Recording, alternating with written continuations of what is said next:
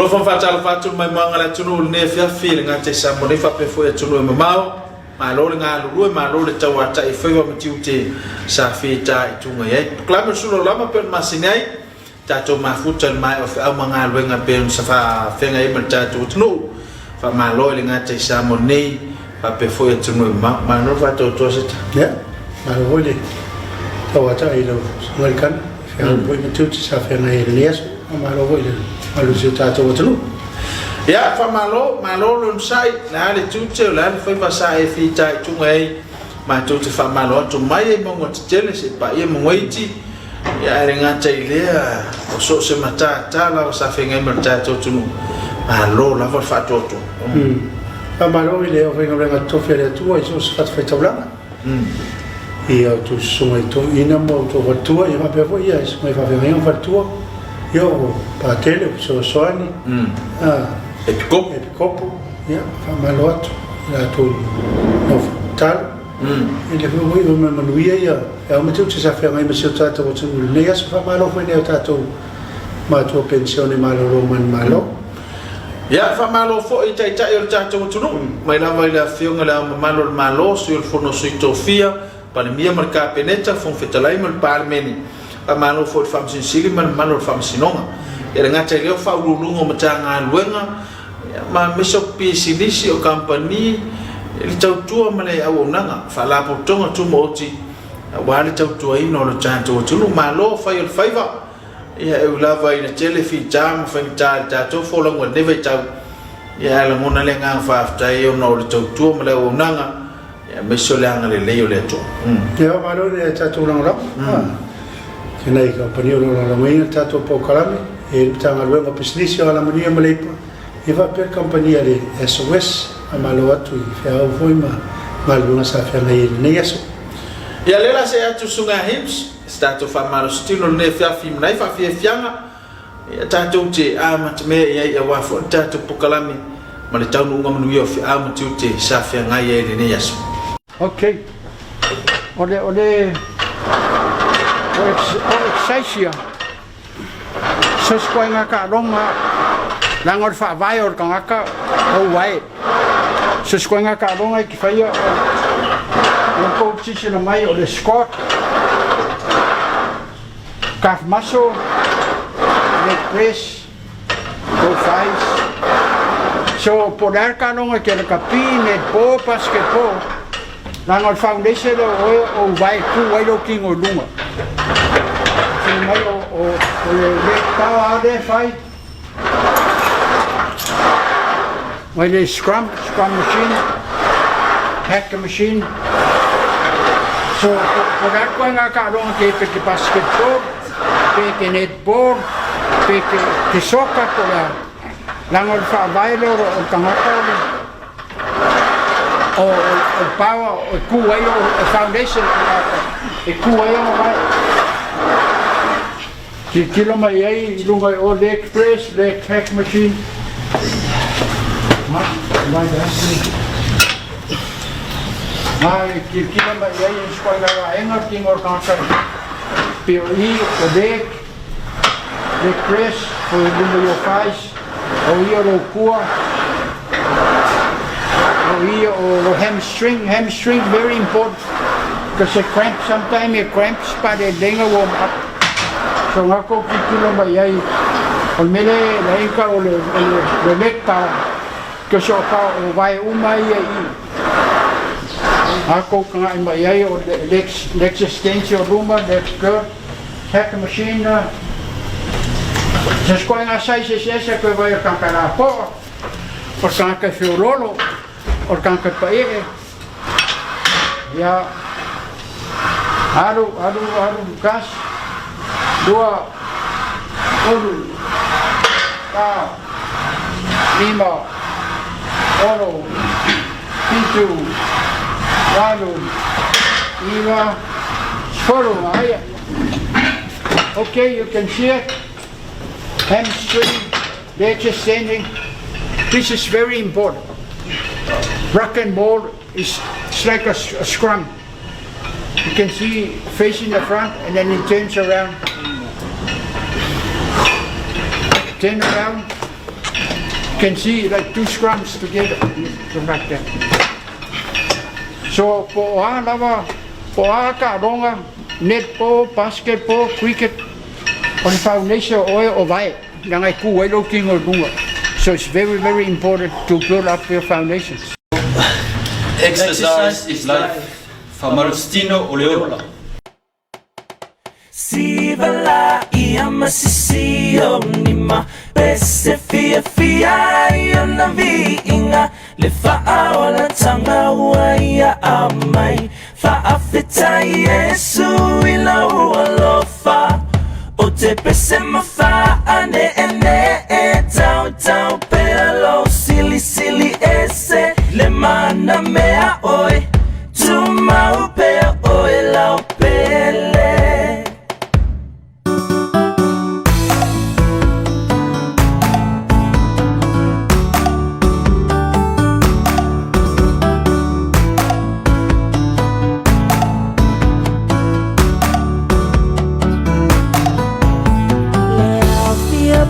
Poto mai tato si ilefa afetai mule vinga ya Yesu lo tato metai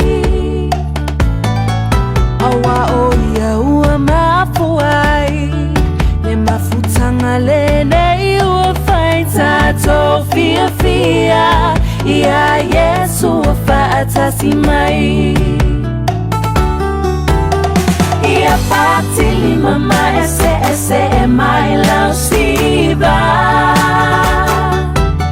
e matungo fiela to faolaina ua suia nei ole olanga ua siva nei faaleanga ua fia Yesu ilau faolatanga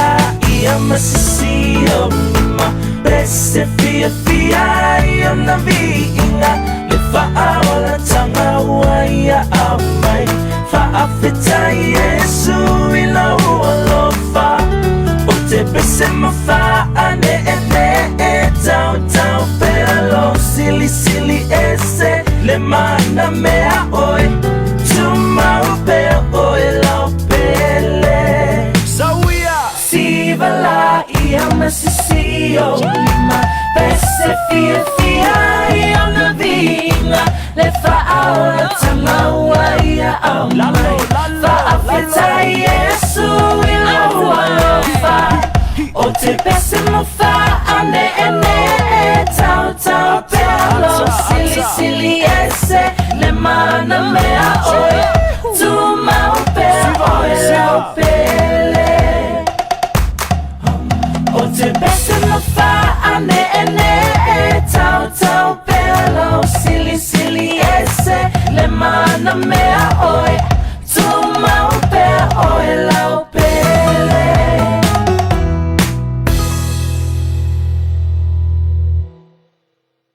Ya, ole famalostino na masunga hims. Ya, meso tasile vanga tau tap kalami. Le vato fa malos tau si so fo malo loin ia le famana tu lava ele vato ia fiafi tas manava ia le si famana stula ci ava pera vai te leo ma fatiero valule il fatto colegno le soia ia foi la mona e foi il wine sa valia tu yo sa valia na buka o si famana simplicito na au ngal vai tawi ole tata fi e vai assim por o café o farmacino na lote foi até minuto vai assim por o café te vai tu tá agora le vi se tá morrendo e te tá tu ai ma volto ali até mais tá tu vai jo vai ai lo sunga pe chalo lo le stemi pe sa fa pe le pakiki ya hartawa ole tau si ole soi fo malo loina le vai tau mai soi mau fa mai pa fia le soi fo moleola e mole nga fa malo i le tau tua ni so tatu pa anga lango ina ni so tatu pokalami ia wale mai moanga le tunu fa malo atu le Island Rock malo fo le tau tua le PSL malo le fiunga choli I man sep ya ngatai le fa lo fa changa male chelo ni so cha paanga le ngatai mchanga bengan malo pesimism company ya lo fu mai tau tu la ngolango ni so cha pokala fa malo ina yo cha tu taps ya ai tama tina ma tua ra tu fa per fa por fa lo malo mulla wa ta po inga fai vom tu te fa mai ta tu ile asu male asu ni ngatala I to no mo to la e fa pele me botre ma per fare le fa malo a tu le mala tu ta po inga malo foi ngal ben ale ai ma fo le I fiume to mai sa I fa pe foi ngal ben no la tu sia na yo ta tu ma tu to no fanga pa malo atu sunga le fa fengenge yo na tana ma fa tua mai se pa le le na fa tu wai le fa leina ya o le mauta ta po yo le tua pero na fe ngai bele kalesia malo le fa to malo le sai malo lo to tele o la vai le tula ngot ma ainga male afia ngot fa mai o le la vo tu fa la lo to tele fa tino fe au ngal wenga malo lo sai fa malo fo il fa to me se ya e ni so su fa fengi ngolo ta pena mo fa mo la so ta ya yo la so ta o le e fe yo sina fengi ngade su nga va fa ka sale I la roman su ya va ai me fa to ya nikin yo ta o le fa la wilo fo le CD ya ale fa ka sale fa pese le fa ka sale tona Semua kamuta man. Apa semua semua kamuta yo minisio oleh apa pese tayo dai le semua para talenga sa ia kebsia oleh tayo pese na ia male semua tayo sa fo utaga matangata sa leuto ba ngale lo fa leulo illa tu ia vai me tam fa na ole no leo tona sa la uso sta for nekero pe an toi fori vai pe foi muso ma no tayo e salvari fole o tayo le fitu le afiafi na tale na le siti le bana e fam tale indoor siti va male e le o siti na oni pese che Christmas e o lei foi ma pisi foi pese e fa tau le vai tau le ta tutti ya malo lo sai su che fai ngai ma tua ma se poi lo fai pese io o tayo fo fa mo sunga ro pene poi le calesia e fa sai nei fu le la to ho ya malo la va to tu la to o malo fe ngai mangalwen ya malo la va le sa le la mai mo mai vi ngole to pe se fa le nganga ta pena warta tu ta po ingol ne fe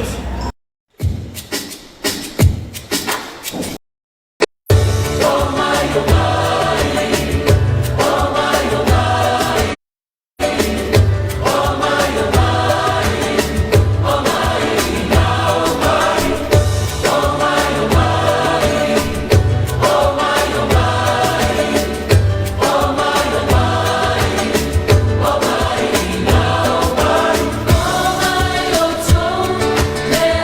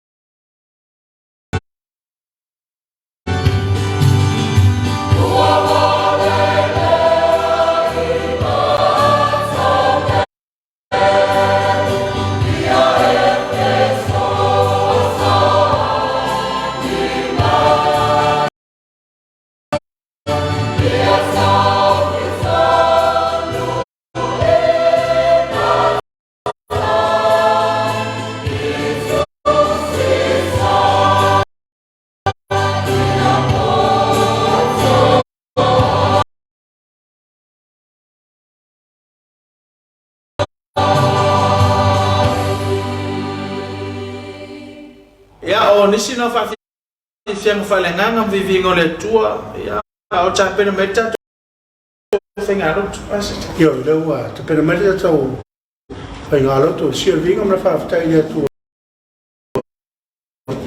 ya vai man me foi a fa uma al sa fene me so tata wa tu ia no te pena me ile o que sen sa va da o que sen o e ka se tu que sa ya il a lo tata inga le sungole fai fe au fa no fai o isa mai au la fa pe ine le tua fa fonga le tru mai moanga chacho chapo ingo le fefe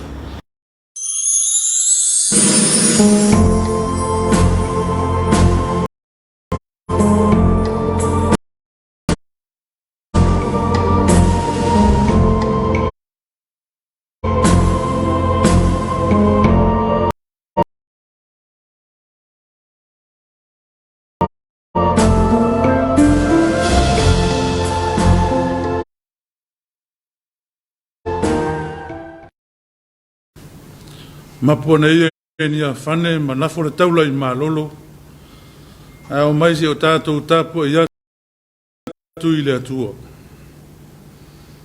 o tala me le langile mamalu o le atua o whadia fo I le vani monimo ngā ruenga o na au o lo tau atu le upo le tasia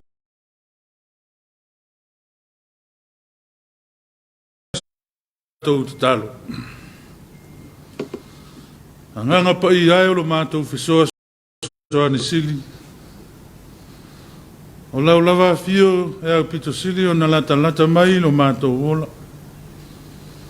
Ua mapuane lo watu nuu I le nei aso I whi au mga luenga.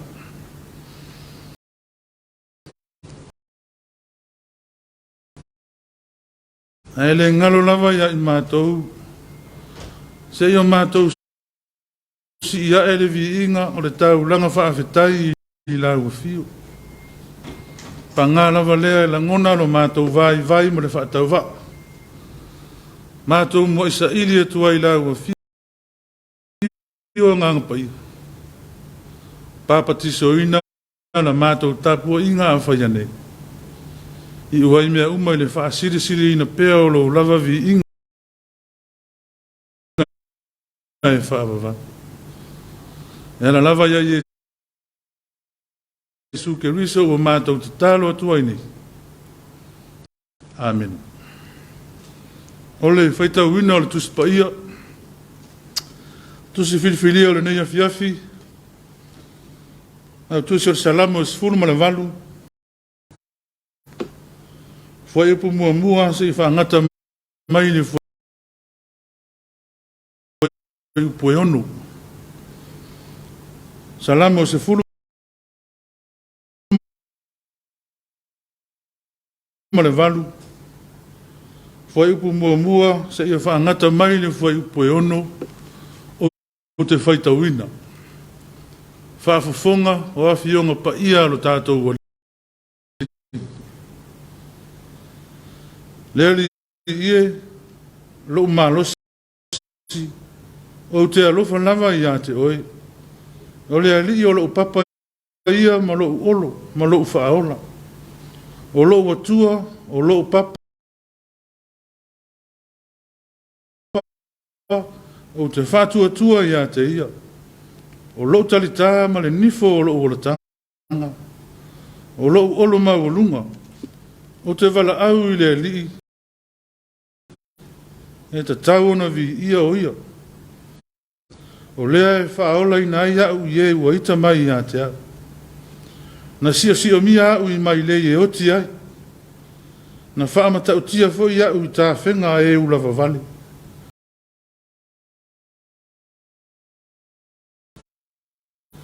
Na si o mia au I mai leia se oli. Na o ulu mana I o mata sele le oti. Na o vala au atu ai lea I lea li I lo pupua ngā. Ma o alanga atu I lo atua. Na whaafafonga mai o ia I lo malu I lo leo. Na o atu ia te ia lau alanga I ona lava fafonga.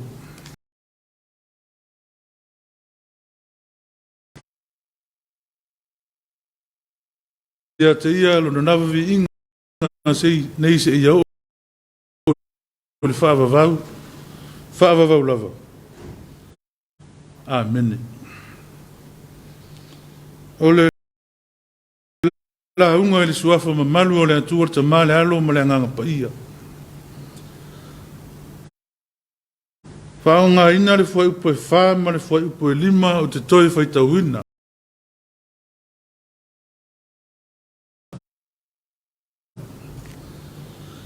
Na sio mia au I mai lei e oti ai.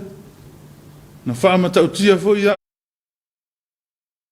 au I tā whianga e ulawa vale.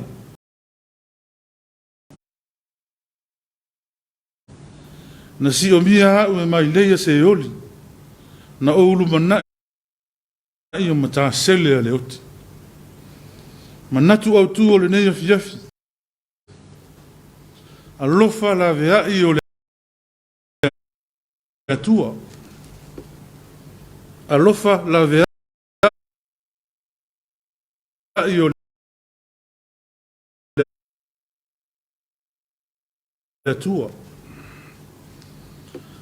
Ta vita o le tangata o le olanga. Tangata ua malama I so se vai panoa o le ola.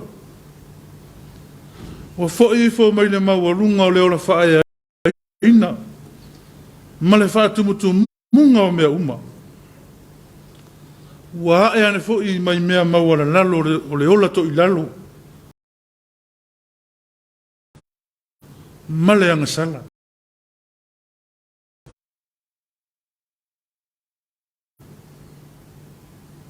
Sa tofu i mea maai ma mea whainga tā ma le matui tui o le ola. Na si o mia mai lei e oti ai. Na tuli au pū e au penga malo losi. Na sa vali le vano le ata o le oti. Na i ngutu o le tuunga maa. Ai na whaafo i sialo na ola.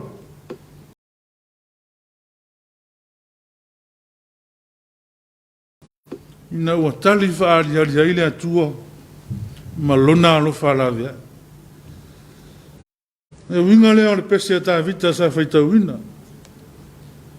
O tā vita ile. Tūlanga o le soifua matua. Ua mapu ane le soa inga e ala ile o na soifua au auna. Na ia au auna i le atua. Ua tini tau lau lo na whamoe.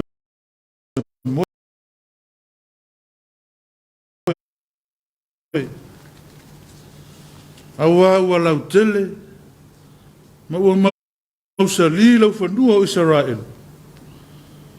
Ona o lona saili malo, na saili le tau maripelu. Lea lau tu siaile na pesele nei. Se i whai loa na langona. I mea moni na tutupu. Ma le alofa la vea i o le atu.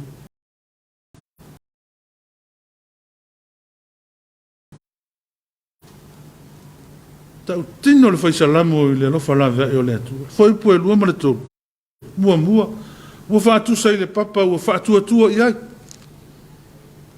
O le papa e tilo fia e fita tau i teimi o taua. E whaima o lātou surufanga. E sulu i ai awa e malu mai ai mai Iosefa inga le fili.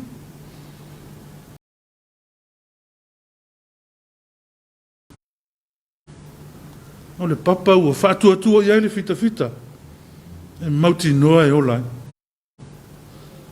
O le lua ua whaatusa i le olo.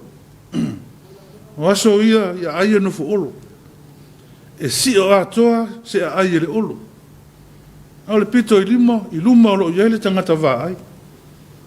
Po whea lava i ai tangata o le nu. Pe o mai whafo e ngāru lue. Po whea lava i ta ape. A whaalongo ina loa le pū o le tangata vā ai. Ona tau whaita mo e lea i tu tonu o le olo. Ai loka le whaitu tō. O le olo e whainga tāo na ea le fili. Lea lai tau talai le whaisalamo. O le ata lea o le alofa lavea e o le atua i ate ia. O pei o le olo e si o mia lo na ola mai le fili. Tolu wha atusa i le tarita. O le mea sa tari ai le tā le fili. O le au penga sa tū le vai te e ai le o so whai mai o le fili. Se au penga e wha moe telefo i ai le fita. Mo lona lava fo i saunga le mu. O le whao le nifo o lo le tanga. Nifo leo lo wha sa mua ai le seu le manu. Seu ia e wha lango te le ai manu ia mai tau te e ai le fili. Au lona lea wha moenga mai wha fita auli. O seu fo ia sa whai maa upenga le fita i teimi o taua. A manatu ia i lenga ngana le whatu pese. O lenga ngana o taua. O lenga ngana le fita tau ua hae maa loona whaiva. Ma ua sulu ula na pelu ilo na wha moenga. Ua matuata li tonu i lea lofa la vea i o lea tua. Na ia tau o ile taua mo i oi. Tā vita o le tangata whai taua. Nea lea na le mana o ile atua e na te whaia le malu. Nea ngā le tangata ua toto 5. Whai upo e whama le 5. O lo pese ile whatu pese ile fili ma mai lei. Sa si o mi ai o ia. tātou malama mai leia saulu. Sa fau ina ia oti ai tā vita. Au mai lei nei na whaase se le atua. Au mai leia ina ia oti. Mai leia i le oti. Mai lei sa turi au pūle ola o tā vita. I lei mawhai ona la vengia ai tā vita. Le anga o lo iai le atua. O lo se sila i le mawhau o le tangata whai mai lei. E le ngata le mai leia le oti. A le fu e tā ua le whatu pese ma tā sele le oti. O le ma tā sele i manato le whai salamu. O le upenga tele le pu e na se manu ula vale. Po le a lava se ula vale ma se ma losi o le manu. E le ma whai ona sao mai ma tā sele ia. Pei ona tā ua le whai salamu. Au ma tā sele manu losi ia o le oti. Sa pu e na i tā vita. Na ta lepe e le alofa lawe ai o le atua. Hei mai le langi ina le fatu pese o le tali o le atua. Ua lulu ina le lalo langi. Ua ngatete maunga. O le asu i ona ponga i isu. O le afi mai lona fufonga. Ua lo le langi. Uinga ese lea o le tali faali ali o le alofa lawe ai o le atua. I lana au na o tā vita. Na mafa malo losi mata sele ma mai leia le oti. Na si o mia ai tā vita.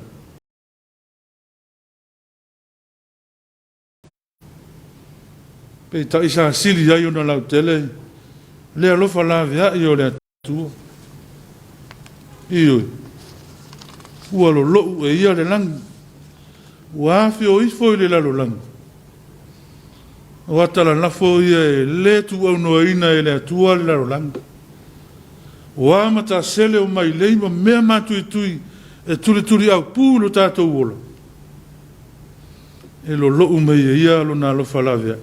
Ina ia lawea ina i tātou. Pea foi lea o le tala le leili nei a fiafi.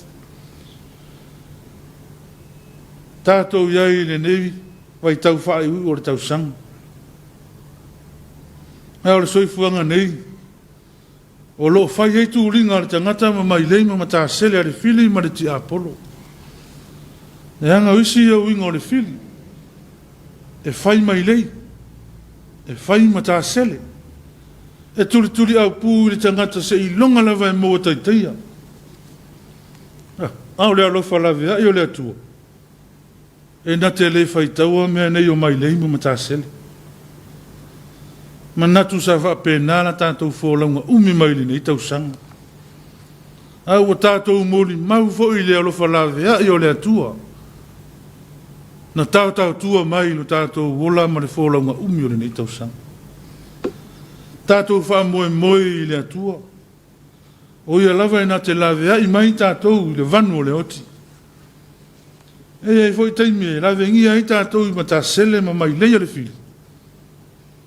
Ai ama tua. E a lua e le asu i le ponga isu. O le afi mai lona fufonga. Ua maa ai lea. E nate wha umatia mai leima ma tā sele a le te apolo. Aua fo ina i a vehai tātou uma. E whafauni mai lei. Pēno noa ni ma tā sele. Ai a vehai tātou ma olo. Papa ma nifo le ola tanga. E ola ma whaatua iai na i o tātou a inga.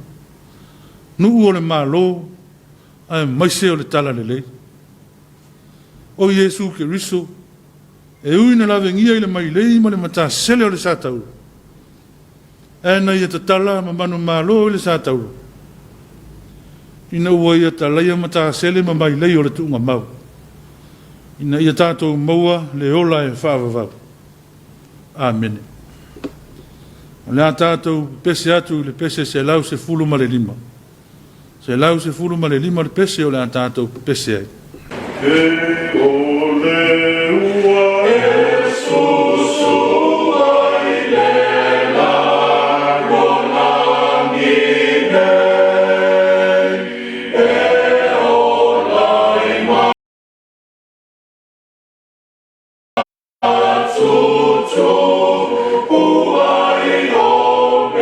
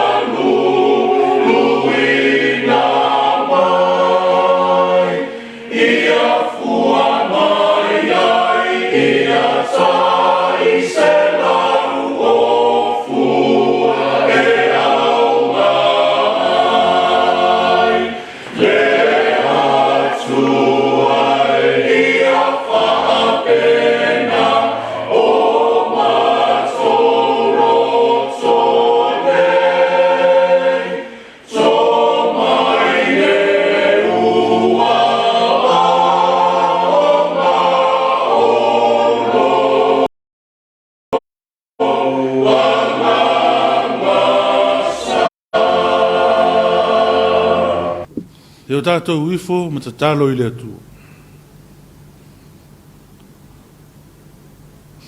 Le atua ma manae lo mātou tupu e whaavavau. E sili e se lava, e mātango fie, e mamalu lava la ufio lo mātou tamā.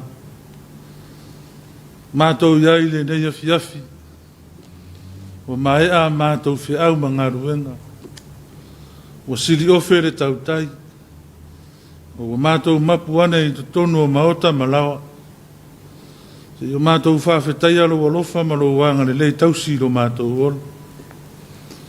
Whawhetai ua e manuia la wasinga o le nei fo yaso. Tangata malana e atiai, so se la vasi na iailo watunu. O le vao le sami, tono fa le whainga aruenga, o le mātou whia i lungo au wala whaingata. Vi ia lava la fio wa o lo iaile mātui ma le mawha alawea au. E ono lawe ngia ai lo mātou ola. O lo iai foi mai lei ma mata sele ale fili ma le ti apolo. Pe tai ua wharia lava le alo whalawea i o la fio i lo mātou ola. Whawhetai ua talamanuia si o mātou atunu atoa. Mai lava i o na ao se ia o lava i se ua upito i titi. Whawhetai le ola le malos, whawhou ma whaopopo ina pea. Whawhetai o na o le matango fia ua e tā pena ina pea mo i mātou. O le ao ma le po, o le timu ma le la. O le sio manga ma o na tāwilinga ese ua sio mi ai i mātou. Fua o le ele o ia ma fi ngota o le sanu. I ia lava la u fiu. Whawhetai o na o le saundia le lei o nei mea uma ualo mātou wola. Au e tā pena ina fo ilo mātou tangata uare vete ina inga i le vao le lei ma le leanga. Whawhetai le soifua manuia o si o mātou atunu. Nei lava vai tau o le wha mai oti. Whapeina na yo mātou a inga o mātou no whawalavala. Ia tonu o e mamau. Mātou whawhetai tofi o tā leni ma ngā wā. O le poto ma le anta mai. Whawhetai lau mea nofa o le soifua matua i e mātutua o si o mātou atunu. Whawhetai lo mātou tamā. Tai o si o mātou nu o lau e kāle sia o e te tofi. A wā lava le nei vai tau lo mātou atunu. Manuia fo le totu saralau o lo atunu. So se tafa o le nei lano langi. Mātou whawhetai le ngaruenga tāla i a lau tāla le lei. Ua, lau tele ai, lau tāla le lei, so se tafa o le nei, naro langi lo mātou tamā. Whao ngā ina aile so i fua, ma le ola au una. Mātou whawhetai, si o manga mātango fie, o pua ina mai ai, lo so sia ma lo tamā a inga. Whawhetai lo wanganga o tau tō rua ina lo mātou vai ma le le ato toa. Whawhetai lau tala le lei, whawhetai lau tusipaia. Siri mea manatu ai o lo warapele o Yesu ke riso. O rona soifua na ofo ina mai ma le ato atoa. Ina ia mamama ngalo i mātou le whanau a sala. Ngase atu pea ia i lau fio le vi inga nei se ia o le whaavavau. Au o mātou to ele lo mātou tamā. A wapo fea lava i mātou te sola iai. E tai mai lava i mātou i roa au. O lau a fio e ati lau si la whanga i o mātou tangata. E o ai manatu e li lilo i o mātou manatu. Mātou o atu i tuli vai o mātou o nganga forsia o mātou tangata. Te ia wha pare mai ala o fio i o mātou whatau waa. Malele ato ato ana wa. Whasifolo atu nuu i le nei a fiafi. O mātou te talo se e whaamanuia i a Samoa ma lana whainga malo. A manuia i e wa avea ma taitai. I a mawara tō wha mai la ua fio. Taitai aisi o mātou atunu. Wa lava te Samoa manuia atai. A whaamanuia i lau o whainga ruenga ngā lului. A wa lava so se tō vina i te tonu si o mātou atunu. I a tupu maola lo fina ngalo i te tonu ia i mātou. E whala efu ma le apurusia o tō whanga i te tono maota malawa, tono maota ngase ngase. ya langa maluina e la ufio o i foi o fe ngai mai fainga ta ia le fa malo longa la ufio alo fangia le soifu nga lue ma le ola au na lo atu nu so se mea tono le malo company tu ma oti ma so si fa fainga luenga tono a ingo nu ma woso mato malos o lo mato fie ati e manga lue awa lava se manuia ona yo mato a inga nu kare sia mo lo atu nu mato talo al fangia e alo lau tala le lei tu tonu Samoa le ngata leo motu tua oi ia tauru pea e lau fio lo fina ngalo ina ia lau tele lau tala le lei tu tonu ia i matou wala aulo matou tamai matou iai le nei vai tau wha e hui o le tau sanga nisi o fuafuanga wanga i mai matou te talo tai saunga le muatu e lau fio se o matou wola ia matou au lia se kirisi masi fia ma se tau sanga fau manuia e ala i le tau singa ma le whaatasi mai pea o lau fio ia i matou lu matou te talo lo matou tama malu mai le nei poma fai se malo longa lo atunu matou whaatangisia lau fio ia o ina lo matou wola whaafo ia tua i pea le vi inga i lau fio o nisi o matou te talo o matou ofo ina atu fai alo fina ngalo e walava o lo matou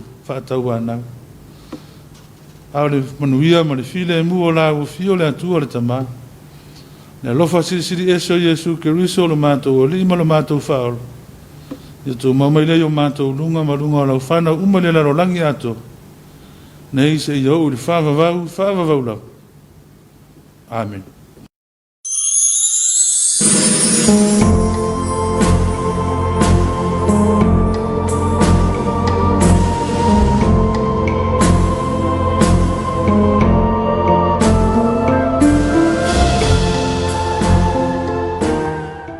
Wa whaafonga le langi le tātou taulanga osi ma le taulanga whaaftai sulam whaamanuina le anofo le atua ala le tātou tāpo ingo le fiafi e apeo si tia whae le ofisa o Kersiano ia ma tātou osi taulanga le ne fiafi peo saunia sunga le whaiwhau e sa maheri ma lo whaaftai le ngata i tālusanga whaaftai vi ingo le atua ia sili whaaftai le whiau ma le whaamanatu tala le tāo soinai ia le tātou wholango a whaatau muama lo tātou sa tawalunga fi au le neto sang ma lole fola ya faftai fo mo fi au ya fa o ta le fola ina la na on ole faftai el fesala le fa la via io le tu se tau ya a me so ne vai tau le covid wai e ata tonunga e lo se poto tangata e lo se malo se foi po se fa tu o tele ai tatu te yom tatu le lo fale o le tu la veino so fumolo lo pe fo nei le sa afia fe sala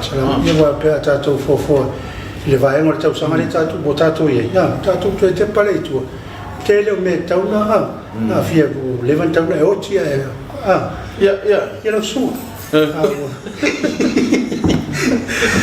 lo fala ve ai le tu ya tai no me so fumolo ole simoli ma golo le lo fala ve ai le tu e tai au ma te vai ya e fasi pasipa la sa va a ole au e sa o ita la vina e to vai te ia yo ai fa vai se vai te ia tau nu ti le au tau nu ma vai o tau sa e to lo tau nu ai ya o no le anga le tu fa tai mo fi au fa mana tu mo chato ne fiafi martalo ya veo se fatto pa u se le tu mola a warso fu fatto tu ale o tapena mai fi fianga fa le nganga e tawa ma fo le fa o tala le pe tapena ina o le ne fiafi